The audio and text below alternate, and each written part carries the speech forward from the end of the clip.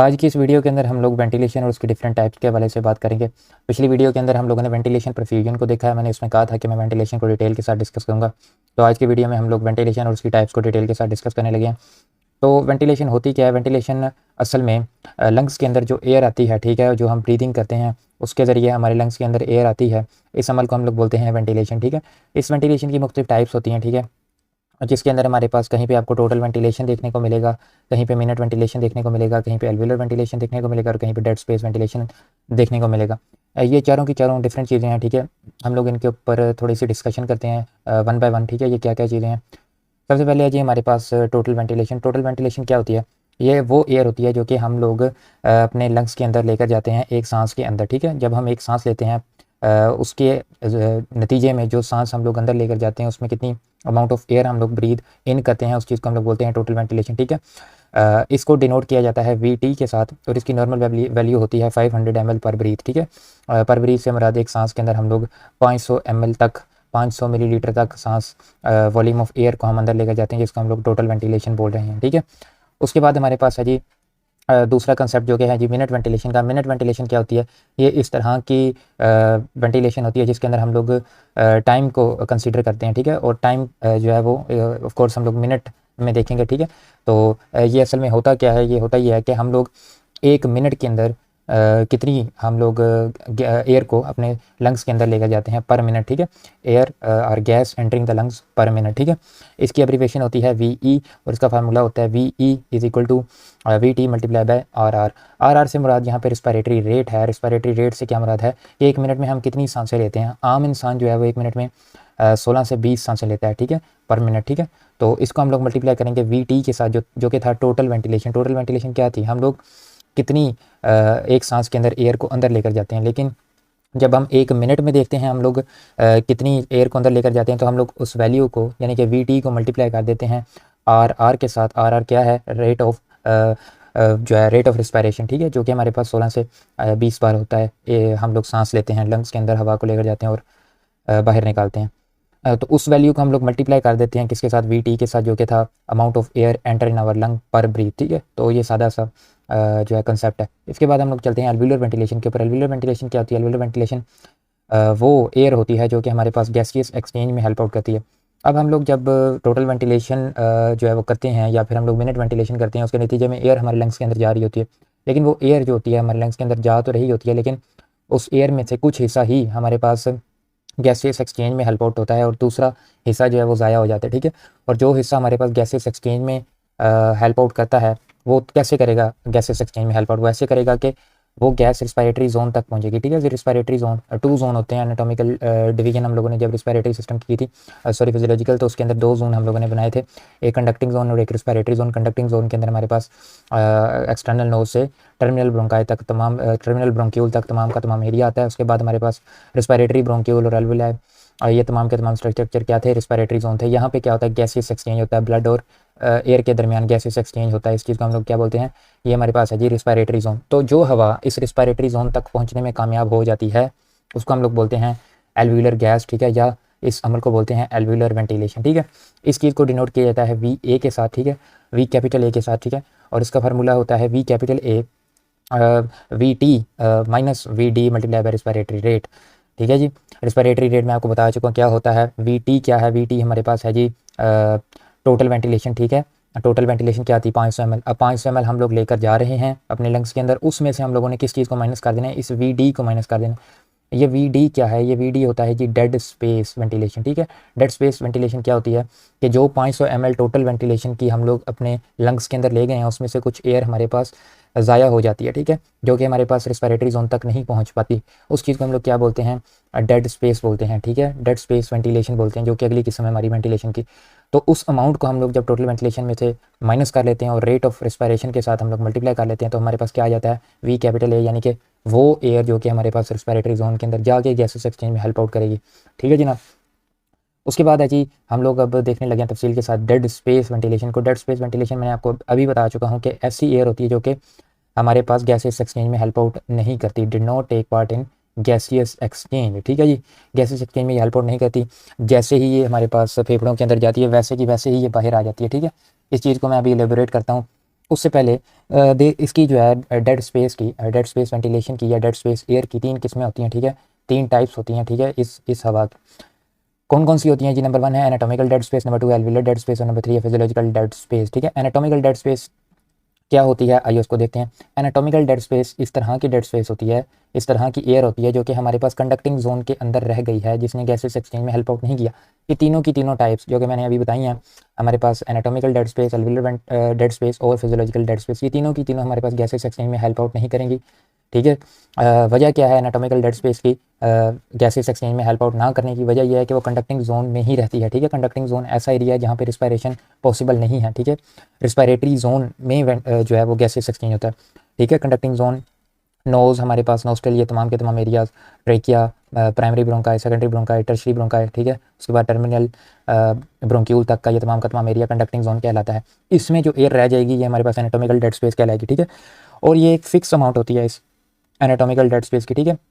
ज़ाहिर है स्ट्रक्चर वही है, आपके नोज़ का साइज़ वही है, आपके ट्रेकिया का साइज़ वही है, तो ये अमाउंट ऑफ एयर जो इन एरियाज़ के अंदर ट्रैप हो जाती है वो फिक्स होती है, और इसकी एस्टिमेटेड अमाउंट होती है अबाउट 150 ml पर ब्रीथ, ठीक है। एक सांस के अंदर आप लोग टोटल वेंटिलेशन जो लेकर जा रहे थे वो थी 500, ठीक है, 500 ml पर ब्रीथ आप लोग टोटल वेंटिलेशन वीटी लेकर जा रहे थे, ठीक है। उसमें से आपने क्या माइनस करना है, 150 माइनस कर देना है, तो हमारे पास क्या आ जाएगा, 350 आ जाएगा, 350 आ जाएगा, जो कि हमारे पास वो एयर होती है जो कि हमारे पास एल्वियोलर वेंटिलेशन कहलाती है, जो कि गैसेस एक्सचेंज में हेल्प आउट कर रही होती है, ओके। अब इसके अलावा हमारे पास दूसरी किस्म है जो कि है जी एल्वियोलर डेड स्पेस। ये एल्वियोलर वेंटिलेशन नहीं है, एल्वियोलर डेड स्पेस है, तो ख्याल रखना है। एल्वियोलर डेड स्पेस वो एयर है जो कि हमारे पास रिस्पायरेटरी जोन के अंदर जाने के बावजूद भी गैसेस एक्सचेंज में हेल्प आउट नहीं कर रही, ठीक है। रिस्पायरेटरी जोन हमारे पास वही रिस्पायरेटरी ब्रोंक्यूल्स और एल्वियोलाई वाला सारा स्ट्रक्चर, एल्वियोलर डक्ट उसके अंदर आ जाती है, एल्वियोलर सैक आ जाता है, एल्वियोलाई आ जाते हैं, वो तमाम का तमाम एरिया उसके अंदर गैस जा रही है, लेकिन फिर भी गैसेस एक्सचेंज में हेल्प आउट नहीं कर रही, ठीक है। इसकी एग्जैक्ट अमाउंट हमारे पास अननोन होती है, इसकी जो है चेंज होती रहती है, ठीक है, एल्वियोलर डेड स्पेस, क्योंकि हमारे पास गैसियस एक्सचेंज होना ही होता है रिस्पायरेटरी जोन में, लेकिन कुछ पैथोलॉजिकल कंडीशन की वजह से हमारे पास वहाँ पे सही तरीके से गैसेस एक्सचेंज नहीं हो पाता, और एयर जो हमारे पास आती है लंग्स के अंदर वो ज़ाया हो जाती है, गैसेस एक्सचेंज नहीं होता सही तरीके से, और वो एयर वैसे की वैसे हम लोग बाहर निकाल देते हैं, ठीक है। इससे क्या होता है, हमारे पास नुकसान होता है हमें, ठीक है। तो ये पैथोलॉजिकल कंडीशन की वजह से ज़ाहिर है जितनी सीवियर किस्म की पैथोलॉजिकल कंडीशन होगी एल्वियोलर डेड स्पेस भी इसकी अमाउंट भी उतनी ज़्यादा बढ़ जाएगी, ठीक है। आम हालात में हमें फिजियोलॉजिकली ये एल्वियोलर डेड स्पेस कहाँ पे देखने को मिलती है, हमें वी क्यू मिसमैच में देखने मिलती है, ठीक है। जोन 1 जो होता है, मैंने वेंटिलेशन परफ्यूजन के अंदर जोन 1 के हवाले से बात की है। जोन 1 वो एरिया होता है जहाँ पे हमारे पास ब्लड जो है वो कम होता है एज़ कम्पेयर टू एयर, ठीक है। तो एयर हमारे पास ज़्यादा होती है एज़ कम्पेयर टू ब्लड, तो जो एयर बच जाती है वो हमारे पास वैसे की वैसे ही बाहर एक्सपायर कर दी जाती है, ठीक है। तो वो जो बची हुई एयर है जो कि हम लोगों ने एक्सपायर की है, उसने गैसेस एक्सचेंज में हेल्प आउट नहीं किया, ठीक है। वो हमारे पास क्या बन जाएगी, वो एल्वियोलर डेड स्पेस बन जाएगी। हालांकि वो रिस्पायरेटरी जोन तक पहुंची, लेकिन चूंकि ब्लड ही इतना नहीं है हमारे पास, फुली सैचुरेटेड हो गया ब्लड, ठीक है, मैक्सिमम गैसेस एक्सचेंज हो गया, फिर भी गैस बच गई है और वो बाहर हमारे पास निकाल दी जाती है वैसे की वैसे, उस चीज़ को हम लोग क्या बोलते हैं, एल्वियोलर डेड स्पेस। अब इसके बाद हमारे पास last but not the least है जी हमारे पास physiological dead space. Physiological dead space क्या होती है, sum of anatomical and alveolar dead space. Anatomical और एल्वियोलर डेड स्पेस को जब हम लोग प्लस कर देते हैं, इन दोनों चीज़ों को मिला के हम लोग देखते हैं, तो इस चीज़ को हम लोग क्या बोलते हैं, फिजियोलॉजिकल डेड स्पेस, ठीक है। फिजियोलॉजिकल डेड स्पेस जो होती है ये हमारे पास असल डेड स्पेस कहलाती है, ठीक है। It is considered the actual dead space, ठीक है। एक्चुअल डेड स्पेस जो हमारे पास होती है वो फिजियोलॉजिकल डेड स्पेस ही होती है, ठीक है। जब हम लोग डेड स्पेस की बात कर रहे होते हैं तो हमारा मतलब क्या होता है, हमारा मतलब होता है फिजियोलॉजिकल डेड स्पेस, क्योंकि इसके अंदर एनाटॉमिकल डेड स्पेस भी आ जाती है और एल्वियोलर डेड स्पेस भी आ जाती है।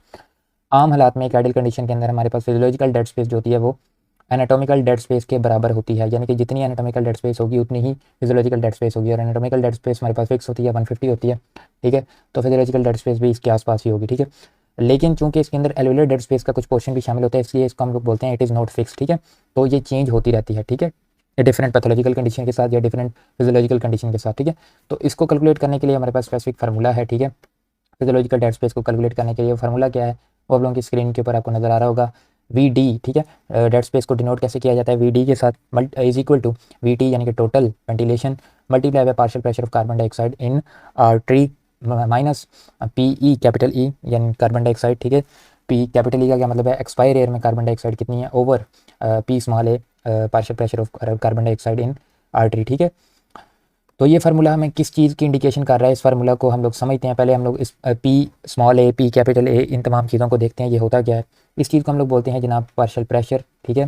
कहीं पे भी हमारे पास गैसेज, मुख्तलिफ गैसेज किसी एरिया के अंदर मौजूद हों, ठीक है, 2-3 किस्म की, ठीक है, उनकी अमाउंट को मालूम करने के लिए हम जो लफ्ज़ यूज़ करते हैं उसको हम लोग क्या बोलते हैं, पार्शियल प्रेशर। मिसाल के तौर पे मेरे पास एक कंटेनर है, उसमें 2-3 गैसें हैं, ऑक्सीजन है, नाइट्रोजन है, कार्बन डाइऑक्साइड है। अब मैं कहता हूँ कि इन तीनों की मिकदार मेरे पास मुख्तलिफ है। अब जब मैं बताऊंगा कि किस चीज़ की मिकदार ज़्यादा है या किस चीज़ की मिकदार कम है, तो उस मिकदार को आसान लफ्ज़ों में हम लोग क्या बोलते हैं, पार्शियल प्रेशर, यानी कि पार्शियल प्रेशर ऑफ ऑक्सीजन, यानी कि इस मिक्सचर ऑफ गैसेस के अंदर ऑक्सीजन की मिकदार कितनी है, उसका पार्शियल प्रेशर कितना है, ठीक है। तो इसी तरह हम लोग जब इंस्पायरेशन करते हैं या एक्सपायरेशन करते हैं तो हमारे पास मुख्तलिफ गैसेस होती हैं उस एयर के अंदर, ठीक है। तो उन गैसेस के अंदर हम लोग जब स्पेसिफिकली किसी गैस की बात करते हैं तो हम लोग क्या कहते हैं, ये उस स्पेसिफिक गैस का पार्शियल प्रेशर है, ठीक है, amount of specific gas in a mixture of different gases. तो इस चीज़ को हम लोग क्या बोलते हैं, पार्शियल प्रेशर। इसको डिनोट किया जाता है जी कैपिटल पी के साथ। जब ये कैपिटल पी कहीं पे लिखा होगा उसे हम लोग क्या बोलेंगे, पार्शियल प्रेशर। और जब इसके साथ कोई स्मॉल सा सिंबल ऐड कर दिया जाता है पी के साथ, आप लोग देखेंगे नीचे जो है वो एक स्मॉल सा एक लेटर जो है वो आपको देखने को मिलेगा, ठीक है। तो वो किस चीज़ को डिनोट कर रहा होता है कि हम किस एयर की बात कर रहे हैं, कौन से एरिया की एयर की बात कर रहे हैं। मिसाल के तौर पे अगर पी के साथ हमारे पास आई देखने को मिले, पी आई देखने को मिले, तो इसका मतलब होगा कि जो गैस हम लोग इंस्पायर कर रहे हैं उसके अंदर पार्शियल प्रेशर किसी भी गैस का, ठीक है। अब इस पी आई के साथ अगर मैं CO2 लिख दूँ, ठीक है, कार्बन डाइऑक्साइड लिख लूँ, तो मेरा मतलब क्या होगा इस चीज़ का, PiCO2 का क्या मतलब होगा, यानी कि जो गैस मैं इंस्पायर कर रहा हूँ उसमें कार्बन डाइऑक्साइड कितनी है, उसकी अमाउंट कितनी है, ठीक है। इसी तरह मैं जब ई को देखता हूँ तो इसका क्या मतलब होता है, पी कैपिटल ई का मतलब होता है कि मैं जो गैस एक्सपायर कर रहा हूँ, ठीक है, जो मैंने गैस को बाहर निकाला अपने लंग्स से, ठीक है, उसके अंदर किसी भी गैस की अमाउंट को मालूम करने के लिए मैं उसके साथ क्या लिखूँगा, P E carbon dioxide, P oxygen, ठीक है, यानी कि partial pressure of oxygen in expire air, partial pressure of carbon dioxide in expire air, ठीक है। इस तरह जब गैस एल्वुलाई के अंदर होती है तो मैं उसको क्या लिखता हूँ, पी कैपिटल ए, ठीक है। तो partial pressure of different gases in alveoli को डिनोट करने के लिए पी कैपिटल ए लिखा जाता है। अब ये गैसेस एक्सचेंज जो होता है हमारे पास एल्वुलाई और आर्टरीज और जो है वो वेन्स के अंदर होता है, ठीक है। तो हमारे पास different amount of concentration of different gases होती है, ठीक है, किसके अंदर, आर्टरी के अंदर और वेन के अंदर। तो जब हम लोग वेन के अंदर देखते हैं किसी भी गैस की किसी भी हमारे पास स्पेसिफिक गैस की अमाउंट को, तो हम लोग क्या लिखते हैं, जब वेन के अंदर हम लोग देखते हैं तो PV लिखते हैं, ठीक है। PV का क्या मतलब होता है कि पार्शियल प्रेशर ऑफ फलानी गैस, यानी कि अगर मैं कार्बन डाइऑक्साइड कहना चाहता हूँ तो PV कार्बन डाइऑक्साइड कहूँगा, PV ऑक्सीजन कहूँगा। इसका मतलब क्या होगा कि वेनस ब्लड के अंदर हमारे पास कितनी अमाउंट है इस गैस की, ठीक है। उसके बाद आप लोग यहाँ पे देख रहे हैं कि गैसेस एक्सचेंज हो रहा है, ठीक है, डीऑक्सीजनेटेड ऑक्सीजनेटेड ब्लड मिल रहा है पल्मोनरी कैपिलरीज के अंदर। उसके बाद फिर से सिस्टेमिक आर्टरीज के अंदर हमारे पास ब्लड चला गया, जिसको मैंने डिनोट किया है P स्मॉल ए के साथ, ठीक है। अब जो एल्वुलाई के अंदर पार्शियल प्रेशर होगा किसी भी गैस का उसको मैं डिनोट करूँगा पी कैपिटल ए के साथ, आप लोग देख रहे हैं, और जो आर्टरी के अंदर होगा उसको पी स्मॉल ए के साथ। तो ये आप लोगों ने याद रखना है। और जो हमारे पास डेड स्पेस का फार्मूला है उसके अंदर मैं अगर आप लोगों को दिखाऊँ तो यहाँ पे हमारे पास पी स्मॉल ए यूज़ हुआ है, यानी कि आर्टरी के अंदर कार्बन डाइऑक्साइड की मिकदार माइनस एक्सपायर एयर के अंदर कार्बन डाइऑक्साइड की मिकदार ओवर फिर से आर्टरी के अंदर कार्बन डाइऑक्साइड की मिकदार। तो ये हमारे पास फार्मूला है फिजियोलॉजिकल डेड स्पेस का। आई होप पार्शियल प्रेशर को समझ के आप लोगों को चीज़ों की समझ आ गई होगी। अब आगे चलते हैं कि ये इस फार्मूला के अंदर हमें बताया क्या जा रहा है, ठीक है जनाब। आइए देखते हैं। तो एक्चुअल में डेड स्पेस करती क्या है, डेड स्पेस करती ये है कि हमारे पास जो गैस हम लोग इंस्पायर कर रहे होते हैं उसका मकसद ये होता है कि वो गैसियस एक्सचेंज में हेल्प आउट करे, ठीक है। लेकिन डेड स्पेस की वजह से वो गैसेस एक्सचेंज में हेल्प आउट नहीं करती और जैसे ही वो आती है वैसे की वैसे ही वो निकल जाती है। अब इस चीज़ को मैंने एलेबोरेट किया इन कार्टून्स के अंदर, मैं आपको दिखाता हूँ। जैसा कि हमारे पास partial pressure of carbon dioxide, ये तमाम के तमाम ग्राफ के अंदर जो वैल्यूज़ लिखी हुई हैं, सॉरी कार्टून्स के अंदर जो वैल्यूज़ लिखी हुई हैं वो कार्बन डाइऑक्साइड के हवाले से हैं, ठीक है। तो जब हम लोग PI को देखते हैं नंबर 1 कार्टून के अंदर अगर आप लोग देखें तो PI हमारे पास कार्बन डाइऑक्साइड का क्या होगा, यानी कि जो हम लोग गैस इंस्पायर कर रहे हैं हमारे एटमॉस्फेयर से हमारे लंग्स के अंदर जा रही जाती है उसके अंदर कार्बन डाइऑक्साइड की मिकदार कितनी होगी, वो हमारे पास होगी 0, ठीक है। जो गैस हम लोग इंस्पायर कर रहे होते हैं तो अप्रॉक्सीमेटली 0 होती है कार्बन डाइऑक्साइड उसके अंदर, तो वो गैस चली जाती है एल्वुलाई के अंदर, ठीक है। एल्वुलाई के अंदर जाके क्या होता है, हमारे पास गैसियस एक्सचेंज होता है, गैसियस एक्सचेंज अक्कर होता है। अब जब गैसियस एक्सचेंज होगा, गैसियस एक्सचेंज होने के बाद क्या होगा, कंसनट्रेशन चेंज हो जाएगी। उससे पहले हम लोग देखते हैं कि PV यानी कि जो वेनस ब्लड आ रहा है उसमें कार्बन डाइऑक्साइड कितनी होगी। तो वेनस ब्लड के अंदर कार्बन डाइऑक्साइड की मिकदार होती है 46, ठीक है। तो ये हमारे पास वेनस ब्लड के अंदर कार्बन डाइऑक्साइड की मिकदार होती है। तो जब ये ब्लड हमारे पास एल्वुलाई के करीब आता है तो यहाँ पे गैसेस एक्सचेंज होता है। तो हम लोग क्या करते हैं, कार्बन डाइऑक्साइड को एक्सक्रीट करते हैं, ठीक है। हम लोग क्या करते हैं, कार्बन डाइऑक्साइड को जो है अपनी ब्लड से निकाल के लंग्स के अंदर जो है वो डिफ्यूज़ करवाते हैं ताकि हमारे पास ये हमारी बॉडी से निकाल दिया जाए, ठीक है। तो ये हमारे पास वेनस ब्लड के अंदर 46 अमाउंट थी कार्बन डाइऑक्साइड की, ठीक है। जब गैसेस एक्सचेंज हो गई तो हमारे पास आर्टेरियल ब्लड के अंदर इसकी मिकदार कितनी रह गई, 40 रह गई, ठीक है। तो हमारे पास आप लोग देख रहे हैं अमाउंट कम हो गई है कार्बन डाइऑक्साइड की with gaseous exchange in the alveoli. अब जब आइडियल कंडीशन होगी, जब फुली गैसियस एक्सचेंज हो रहा होगा, तब क्या होगा कि एल्विलर जो हमारे पास गैस होगी, एल्विलर गैस, उसका partial pressure of carbon dioxide match कर जाएगा आर्टीरियल कार्बन डाइऑक्साइड के पार्शियल प्रेशर के साथ, यानी कि PA भी हमारे पास कितना हो जाएगा, 40 हो जाएगा, क्योंकि मैक्सिमम हमारे पास गैसेस एक्सचेंज होगा। हमारे पास PV कितना आ रहा था, 46 आ रहा था। उसके बाद यहाँ पे गैसेस एक्सचेंज हुआ और इन दोनों के दरमियान यानी कि आर्टरी और एल्विलाई के दरमियान क्या हुआ, इक्विलिब्रियम मेंटेन होगा, ठीक है। और वो इक्विलिब्रियम कहाँ पे मेंटेन होगा, वो 40 की वैल्यू के ऊपर मेंटेन हो जाएगा, ठीक है। तो partial pressure of 40 carbon dioxide की रह जाएगा किसके अंदर, आर्टरी के अंदर। और यही partial pressure of carbon dioxide हमारे पास कहाँ पे डेवलप हो जाएगा, इस एरिया के अंदर भी डेवलप हो जाएगा, जो क्या है जी, एल्विलाई का। अब एल्विलाई के अंदर 40 पार्शियल प्रेशर डेवलप हो गया। अब इस गैस को हम लोग बाहर निकाल देंगे, ठीक है, PE बन जाएगी जब हम इसको बाहर निकालेंगे। तो जब हम लोग इसको बाहर निकालेंगे, एक्सपायर करेंगे, तो इसके अंदर कार्बन डाइऑक्साइड की मिकदार कितनी होगी, 40 ही होगी, ठीक है। ये होगी आइडियल कंडीशन, मैक्सिमम हमारे पास गैसेस एक्सचेंज हुआ। कैसे, इंस्पायर एयर के अंदर अगर आप लोग देखें तो 0 कंसंट्रेशन थी कार्बन डाइऑक्साइड की, और एक्सपायर एयर के अंदर अगर आप लोग देखें तो ये कितनी हो गई, बढ़ के 40 हो गई। तो हमारे पास देखने को मिल रहा है कि गैसेस एक्सचेंज बहुत ज़्यादा हुआ, जिसकी वजह से 0 से 40 तक कंसंट्रेशन चलेगी, ठीक है। मैक्सिमम गैसेस एक्सचेंज के दौरान 0 डेड स्पेस है जी, हमारे पास कोई डेड स्पेस नहीं। लेकिन अगर क्या होता है, हमारे पास डेड स्पेस होती है, तो गैस हमारे पास जो इंस्पायर हुई थी उसके अंदर कार्बन डाइऑक्साइड की कंसंट्रेशन 0 है, तो हमारे पास जो गैस हम लोग एक्सपायर करेंगे उसके अंदर भी कार्बन डाइऑक्साइड की कंसंट्रेशन कितनी रह जाएगी, 0 ही रह जाएगी, ठीक है। कोई गैसेस एक्सचेंज नहीं हुआ, जैसे हमारे पास गैस आई थी वैसे की वैसे ही हमारे पास बाहर चली जाएगी विदाउट एनी गैसेस एक्सचेंज। यहाँ पे कोई एक्विलिब्रियम मेंटेन नहीं हुआ, ठीक है, कोई एक्विलिब्रियम मेंटेन नहीं हुआ बिटवीन एल्विलाई एंड आर्टरी, ठीक है। तो हमारे पास यहाँ पे कोई एक्विलिब्रियम मेंटेन नहीं हुआ, जैसे गैस आई थी वैसे की वैसे चली गई। अगर आप लोग यहाँ पे देखें तो PV हमारे पास कार्बन डाइऑक्साइड कितना है, 46, तो PA स्मॉल a भी हमारे पास 46 है, क्योंकि कार्बन डाइऑक्साइड निकली ही नहीं है, ठीक है। तो यहाँ पे हमारे पास इस वजह से कोई गैसेस एक्सचेंज नहीं हुआ, जैसे कि जैसे एयर आई वैसे कि वैसे हम लोगों ने बाहर निकाल दी। अब दरमियान वाले कार्टून के अंदर देखें तो यहाँ पे मैंने कुछ एक आइडियल सा केस, आइडियल से थोड़ा सा हटा हुआ केस दिखाया, जिसके अंदर हमारे पास क्या हुआ है कि 0 पे आ रहा है, ठीक है, एयर आ रही है हमारे पास, इंस्पायर हो रही है। उसके बाद क्या हुआ, यहाँ पे थोड़ा बहुत गैसेस एक्सचेंज हुआ और थोड़ा बहुत नहीं हुआ। इस वैल्यू को देखें, यहाँ पे 46 थी और यहाँ पे ये रह गई 44, ठीक है, जिसकी वजह से क्या हुआ, थोड़ा बहुत गैसेस एक्सचेंज हुआ। तो हमारे पास एक्सपायर एयर के अंदर कार्बन डाइऑक्साइड की मिकदार कितनी होगी, तकरीबन 15 रह जाएगी, ठीक है।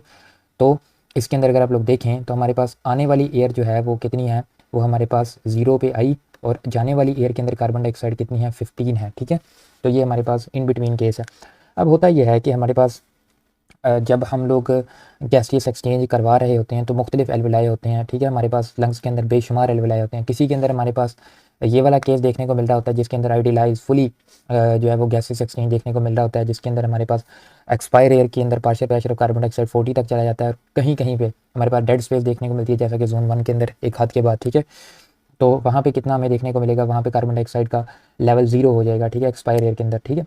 और कहीं कहीं पे ये दरमियाना भी चल रहा होता है निज़ाम, ठीक है। तो क्या होगा, ये वाली गैस, ये वाली गैस और ये वाली गैस, ये तीनों की तीनों हमारे पास मिल जाएंगी और ट्रेकिया से हम लोग इसको बाहर एक्सक्रीट करेंगे। तो जब ये तीनों मिलेंगी तो ये तीनों हमारे पास इफेक्ट बनाएंगी रिजल्टेंट गैस के ऊपर। मतलब क्या, जो कि हम लोग एक्सपायर करेंगे एयर को, जिस एयर को हम लोग एक्सपायर करेंगे उसके अंदर हमारे पास इन तीनों का असर देखने को मिलेगा। तो इन बिटवीन इन तीनों के इन बिटवीन इनकी एवरेज ले लें तो हमारे पास जो वैल्यू आएगी वो हमारे पास यहाँ पे resultant partial pressure of carbon dioxide होगा। तो इस तरह हमारे पास रिजल्टेंट कार्बन डाइऑक्साइड का पार्शियल प्रेशर कैलकुलेट किया जाता है इन एक्सपायर एयर, ठीक है। तो हम लोग इंडिविजुअली देखते हैं पहले, ठीक है, एक एक एल्विलाई को, ठीक है। उसके बाद हम लोग जो एक्सपायर कर रहे होते हैं, ठीक है, उसके अंदर तमाम का तमाम रिजल्टेंट कार्बन डाइऑक्साइड की मिकदार होती है। अच्छा, ये तो जो अब हमने बातें की हैं उनको हम लोग फार्मूला के साथ देखते हैं, जो कि हम लोगों ने देखा है यहाँ पे फार्मूला। तो ये फार्मूला है हमारे पास, ठीक है, डेड स्पेस का। इसके अंदर अगर आप लोग देखें तो मैंने लिखा हुआ है total ventilation multiply by partial pressure of carbon dioxide in artery minus partial pressure of carbon dioxide in expire air. तो जब हमारे पास डेड स्पेस 0 होगी तो ये डिफरेंस हमारे पास क्या हो जाएगा, ये डिफरेंस भी हमारे पास कम हो जाएगा, मिनिमम हो जाएगा। मतलब क्या है कि डेड स्पेस नहीं है, जिसकी वजह से मैक्सिमम कार्बन डाइऑक्साइड का एक्सचेंज हो रहा है इंस्पायर एयर के अंदर और एक्सपायर एयर के अंदर, ठीक है। तो हमारे पास क्या होगा, इनके दरमियान जो है वो डिफरेंस हमारे पास मिनिमम हो जाएगा, यानी कि आर्टरी के अंदर जो हमारे पास कार्बन डाइऑक्साइड की वैल्यू होगी वही हमें देखने को मिलेगी एक्सपायर एयर के अंदर, ठीक है, क्योंकि हमारे पास गैसेस एक्सचेंज बहुत ज़्यादा हो गया। और डिफरेंस कहाँ पे बढ़ेगा, डिफरेंस बढ़ेगा पी आई और पी ई के अंदर, ठीक है, जो हम लोगों ने इंस्पायर की थी एयर और एक्सपायर करेंगे उसके अंदर डिफरेंस क्या होगा, बढ़ जाएगा, ठीक है, जैसे ही डेड स्पेस जीरो होगी। और बिल्कुल इसके रेसिप्रोकल हमें देखने को मिलेगा जब हम लोग डेड स्पेस को बढ़ाते जाएंगे, जब मैक्सिमम डेड स्पेस हो जाएगी तो ये वाला डिफरेंस जो हमारे पास होगा ये भी बढ़ जाएगा, ठीक है। और पी आई के साथ जो डिफरेंस होगा वो हमारे पास क्या हो जाएगा, कम हो जाएगा, ठीक है, मिनिमम रह जाएगा। तो जब हमारे पास बहुत ज़्यादा डेड स्पेस होगी तो इंस्पायर एयर और एक्सपायर एयर के अंदर हमें कार्बन डाइऑक्साइड का पार्शियल प्रेशर जो है वो सेम देखने को मिलेगा। अब देखते हैं इसको फार्मूला के साथ, ठीक है। यहाँ पे देखें, अगर आप लोग, यहाँ पे मैंने लिखा हुआ है जनाब जीरो डेड स्पेस, ठीक है, जब हमारे पास जीरो डेड स्पेस होगी, if the dead space is zero then the level of carbon dioxide in expire air यानी कि P capital A carbon dioxide is equal to the level of carbon dioxide in arterial blood, ठीक है जनाब। तो वही बात जो मैंने अभी दोहराई है उसको मैंने दोहरा दिया, ठीक है। अगर यहाँ पे अगर आप लोग देखें तो फार्मूला के अंदर अगर हम लोग वैल्यूज़ को पुट करते हैं ताकि आप लोगों को चीज़ें मज़ीद क्लियर हों, तो मैंने आपको कहा कि डेड स्पेस हमारे पास जीरो है, तो ये हमारे पास फार्मूला है, तो वी डी की जगह पे मैं क्या लिख दूँगा, जीरो लिख दूँगा, जिससे zero is equal to V T और बाकी की तमाम जो है वो वैल्यूज़ वैसे की वैसे ही आ जाएंगी।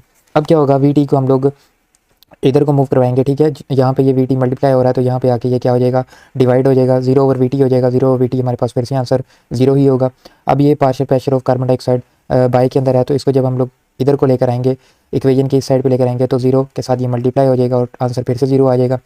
फिर हमारे पास बच जाता है partial pressure of carbon dioxide in artery minus partial pressure of carbon dioxide in expire air. तो जब मैं इस वैल्यू को इस साइड पे लेकर आ जाऊँगा तो ये माइनस हो रही है तो इधर आके प्लस हो जाएगी, तो यहाँ पे देखें ये दोनों वैल्यूज़ बराबर हो गई हैं, ठीक है। जब हमारे पास डेड स्पेस जीरो के बराबर है तो एक्सपायर एयर और आर्टरी के अंदर partial pressure of carbon dioxide क्या हो गया, इक्वल हो गया है, जो कि हमने फार्मूला के साथ भी प्रूव कर लिया।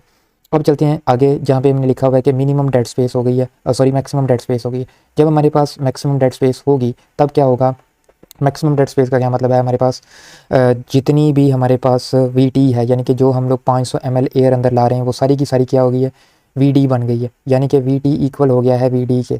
अब फॉर एग्जांपल वी टी हमारे पास 1 है और वी डी भी कितना हो गया 1, ठीक है, तो दोनों की वैल्यूज़ को मैं पुट करूँगा यहाँ पे, ठीक है, सॉरी फॉर दैट, दोनों की वैल्यूज़ को मैं यहाँ पे पुट करूँगा तो हमारे पास क्या हो जाएगा 1/1, V D over V T हमने वैल्यूज़ को पुट किया, 1/1 आ गया, ठीक है, तो 1/1 इज इक्वल टू 1। अब जब मैं पी ए को यहाँ पे मल्टीप्लाई करवाऊँगा, इक्वेशन की साइड पे लेकर आऊँगा तो ये यहाँ पे 1 के साथ मल्टीप्लाई होगा, तो पी ए कार्बन डाइऑक्साइड क्या हो जाएगा, इज इक्वल टू हो जाएगा पी स्मॉल ए कार्बन डाइऑक्साइड, यानी कि आर्टरी के अंदर कार्बन डाइऑक्साइड कितनी है, माइनस हमारे पास एक्सपायर एयर के अंदर कार्बन डाइऑक्साइड कितनी है। अब हम लोग देखें तो यहाँ पे मैं इस वैल्यू को यहाँ पे लेकर आऊँगा, ये यहाँ पे क्या हो रही है, माइनस हो रही है, ठीक है, यहाँ पे इसके साथ माइनस हो रही है तो इसके साथ साइन कौन सा है, प्लस का। जब मैं इसको इस साइड पे लेकर आऊँगा तो इसके साथ क्या आ जाएगा, माइनस का साइन आ जाएगा, ठीक है, जो कि हमारे पास बेसिक मैथमेटिकल चीज़ें हैं, ये आप लोगों को आनी चाहिए। तो क्या होगा, ये आपस में कट जाएंगी, ठीक है, प्लस माइनस जो है वो हमारे पास कट जाएंगी, तो हमारे पास क्या रह जाएगा, zero is equal to minus P, यानी कि एक्सपायर एयर के अंदर कार्बन डाइऑक्साइड कितनी है। जब मैं यहाँ पे इनको एक्सचेंज कर दूंगा वैल्यूज़ को, ठीक है, तो हमारे पास ओवरऑल एक्सपायर एयर के अंदर कार्बन डाइऑक्साइड कितनी रह जाएगी, जीरो रह जाएगी, जिसकी हम लोग आपको बता रहे हैं बार बार, ठीक है कि एक्सपायर एयर के अंदर हमारे पास कार्बन डाइऑक्साइड जो है वो ज़ीरो हो जाएगी। एक्सपायर एयर के अंदर कार्बन डाइऑक्साइड ना निकलना हमारे पास बुरा होता है, जिसकी वजह से क्या होता है, कार्बन डाइऑक्साइड एक्यूमुलेट हो रही है हमारी बॉडी के अंदर। जाहिर है जब हम लोग गैस अंदर लेकर जाते हैं तो हमारा कोशिश ये होती है कि हम मैक्सिमम से मैक्सिमम कार्बन डाइऑक्साइड को एक्सपायर करें, लेकिन क्योंकि डेड स्पेस मैक्सिमम है जिसकी वजह से क्या हो रहा है, एक्सपायर एयर के अंदर कार्बन डाइऑक्साइड आ ही नहीं रही, जो कि हमारे पास क्या है, बहुत ज़्यादा बुरी बात है। हमारे पास क्या हो रहा है, कार्बन डाइऑक्साइड की एक्यूमुलेशन हो रही होती है बॉडी के अंदर, जो कि किसी भी वजह से हो सकती है, जिनको हम लोग बाद में डिस्कस करेंगे। तो ये थी हमारी video, thanks for your time, अल्लाह हाफ़िज़।